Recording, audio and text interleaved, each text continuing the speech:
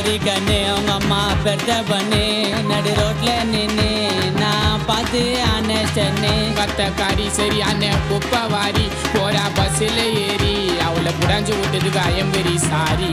நீயும் நானும் மீட்டு பண்ணோம் எம்மா ரூம்ப போட்டு என்ஜாய் பண்ணோம்.